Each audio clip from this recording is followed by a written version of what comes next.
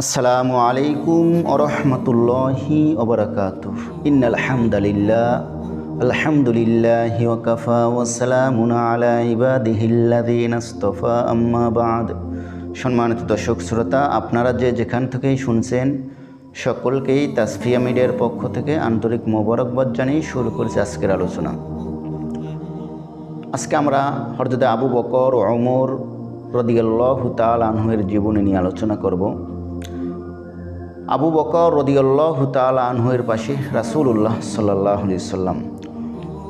হযরতে আবু দারদা রাদিয়াল্লাহু তাআলা আনহু বলেন, আমি একদিন রাসূলুল্লাহ সাল্লাল্লাহু আলাইহি সাল্লামের পাশে বসা ছিলাম।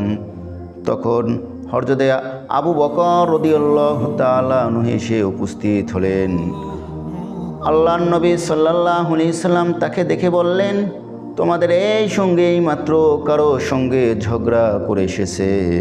তখন আবু বকর রাদিয়াল্লাহু তাআলা আনহু বলেন, হে আল্লাহর রাসূল, ওমর ইবনে খাব্বাব রাদিয়াল্লাহু তাআলা আনহুর সঙ্গে আমার কথা কাটাকাটি এবং ঝগড়া হয়েছে।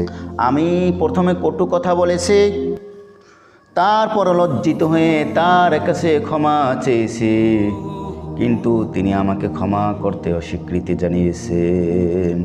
এরপর আমি আপনার কাছে চলে এসেছি। তখন নবী সাল্লাল্লাহু আলাইহি সাল্লাম বললেন, আল্লাহ তোমাকে মাফ করবেন। হে আবু বকর, এই কথাটি আল্লাহ রসুল 3 বার বললেন, আল্লাহ তোমাকে মাফ করবেন হে আবু বকর, আল্লাহ তোমাকে মাফ করবেন হে আবু বকর, আল্লাহ তোমাকে মাফ করবেন হে আবু বকর। এই কথাটি তিনি 3 বার বললেন। পরে ওমর রাদিয়াল্লাহু তাআলা আনহু লজ্জিত হয়ে হযরতে আবু বকর রাদিয়াল্লাহু তাআলা আনহু এর বাড়িতে এসে উপস্থিত হলেন। দরজায় এসে সালাম দিয়ে বললেন, ভাই আবু বকর বাড়িতে আছেন? ঘরের মধ্য থেকে আওয়াজ এলো, আবু বকর রাদিয়াল্লাহু তাআলা আনহু বাসায় নেই।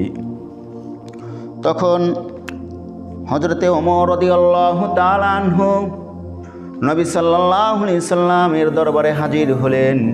আল্লাহ নবী তাকে দেখে আল্লাহ রসুলের চেহারা বিবর্ণ হয়ে গেল। এরপর আল্লাহ রসুল সাল্লাল্লাহু আলাইহি সাল্লামের কাছে আবু বকর রাদিয়াল্লাহু তাআলা আনহু বলেন, ভীত নতজানু হয়ে বললেন, হে আল্লাহর রসুল, আমি প্রথমে অন্যায় করেছি। কথাটি আবু বকর রাদিয়াল্লাহু তাআলা আনহু 2 বার বললেন, হে আল্লাহর রসুল, আমি প্রথম অন্যায় করেছি। হে আল্লাহর রসুল, আমি প্রথম অন্যায় করেছি। নবী সাল্লাল্লাহু আলাইহি সাল্লাম তখন বললেন, যখন আল্লাহ আমাকে তোমাদের কাছে রাসূল হিসেবে পাঠিয়েছেন, তখন তোমরা সবাই আমাকে মিথ্যাবাদী বলেছো। তখন একমাত্র আবু বকর রাদিয়াল্লাহু তাআলা আনহু আমাকে সত্যবাদী বলেছেন এবং তার জান মাল সব কিছু দিয়ে তিনি আমার পাশে দাঁড়িয়েছেন, আমার সঙ্গী হয়েছেন। তোমরা কি আমার সম্মানে আমার সঙ্গীকে একটু সহানুভূতি দেখাবে না? এই কথাটি আল্লাহ রসুল সাল্লাল্লাহু আলাইহি সাল্লাম 2 বার বললেন, তোমরা কি আমার সম্মানে আমার সঙ্গীকে একটু সহানুভূতি দেখাবে না? তোমরা কি আমার সম্মানে আমার সঙ্গীকে একটু সহানুভূতি দেখাবে না?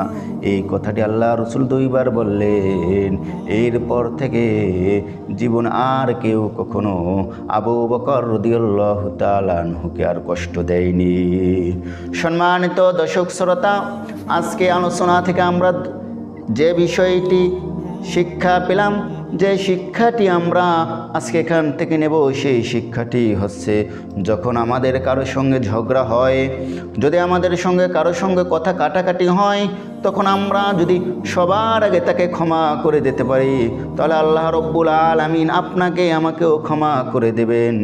এবং আমরা যদি আবু বকরের এই গুণটা অর্জন করতে পারি, রাত্রে ঘুমানোর আগে যদি আমরা আমাদের শত্রুদেরকে ক্ষমা করে দেই, যারা আমাদেরকে সারাদিন কষ্ট দিয়েছে, তাহলে মহান রব্বুল আলামিন আপনাকে আমাকে ক্ষমা করে দেবেন।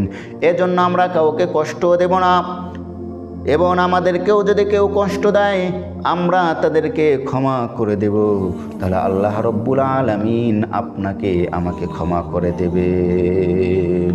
সুবহানাল্লাহ, সুবহানাল্লাহ। আল্লাহ রব্বুল আলামিন আমাদের সকলকে এই গুণটি জীবনে বাস্তবায়িত করে মৃত্যুবরণ করা তৌফিক দান করুক।